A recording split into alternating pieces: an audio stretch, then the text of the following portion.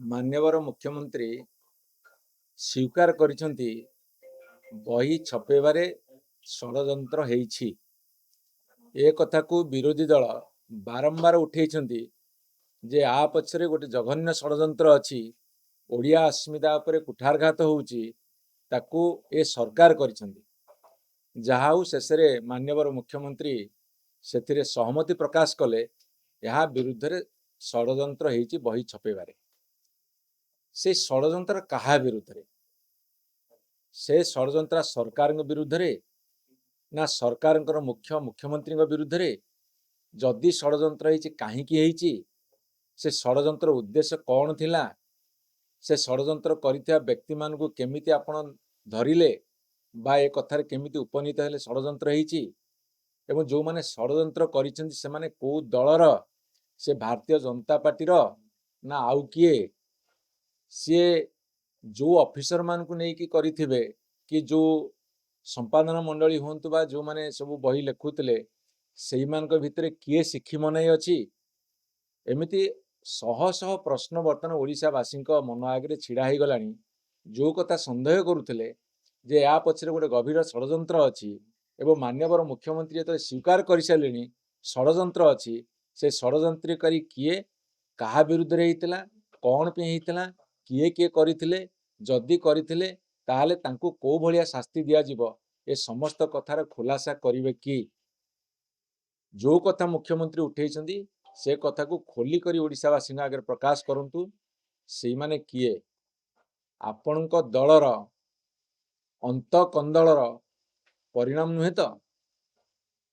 जदि षड़यंत्र करते जो सरकार अच्छी करेंगे, सरकार जो माने अच्छी सरकारी दल जो माने अच्छी से सरकारी दल लोक मानक आपण बाछिछंती, जो माने विशेष पाठ पाठ जानी ना किंतु गेरुआ बाहिनी बोलिकी तांको बाछिछंती, सेई मानकु किए लगे कि षड़यंत्र करी काहाकू बदनाम कले आपण से कथा सारा ओडिशावासी आगे खोली करी तथ्य रखंतु एवं जो कठोर कार्यानुष्ठान नवा कथा नियंतु। जदि दलीय चापरे याकू चापी दिया जिवो ताहाले आपण भी दल बड़, ओडिशावासी पछे, ओडिशावासी स्वार्थ बहुत पछरे 40-50 लक्ष पिलांकर भाग्य अंधार रे एक कथा हम धरि नबु। सांविधानिक विधि व्यवस्था अनुसार असेंबली बा पार्लियामेंट चले एवं असेंबली सेशन जेतले थाए सेतले विधानसभा सदस्य भाव में विभिन्न कथा उठा जाए, विभिन्न कथा प्रसंग रे आलोचना करा जाए, तापि सब नीति नियम अच्छी एवं विधानसभा को सुचारू रूपे चलैबा पई स्टैंडिंग कमिटी, हाउस कमिटी एई भली भाव में अनेक गुड़े कमिटी अच्छी विभिन्न विभाग। तेणुकरी जेतेबेले आर्थिक वर्ष सरे मार्च एप्रिल मासरे सेतेबेले गोटे वर्ष भी स्टैंडिंग कमिटी एवं हाउस कमिटी मान गठन करा जाय थाए।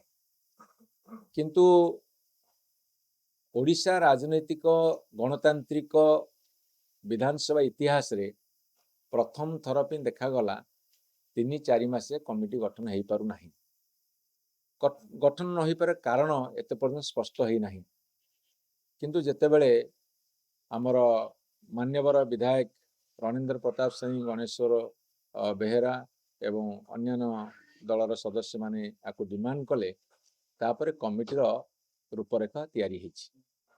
एठी आपन आउ गोटे कथा मु स्पष्ट कर देबा चाहे जे कमिटी को जो निर्वाचित हुंती से नॉमिनेशन पत्र भरा जाए, नॉमिनेशन करा जाए, नामांकन पत्र भरा जाए।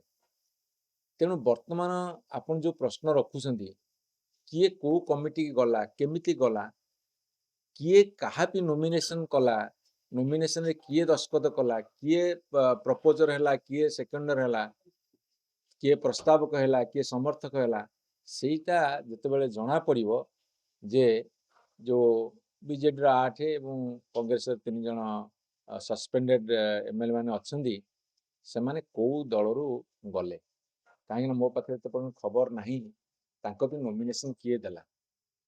नॉमिनेशन मते लगुची बिजु जनता दल तरफ दिया है नाही बोली, किंतु सरकारी दल तरफ दिया है कि ये कथा जितेबाला स्पष्ट हो जना पड़ो से कौ दलर ପ୍ରାର୍ଥୀ ହିସାବରେ ବିଭିନ୍ନ କମିଟିକୁ ଚୟନ କଲେ। ସେଇଟା ସବୁଠାରୁ ବଡ଼ ପ୍ରଶ୍ନ। ସେଇ ପ୍ରଶ୍ନର ସମାଧାନ ହେଇଗଲେ ଜଣାପଡ଼ିଯିବ ସେ କୋଉ ଦଳରୁ କମିଟିର ସଦସ୍ୟ ଭାବରେ ଯାଇଛନ୍ତି।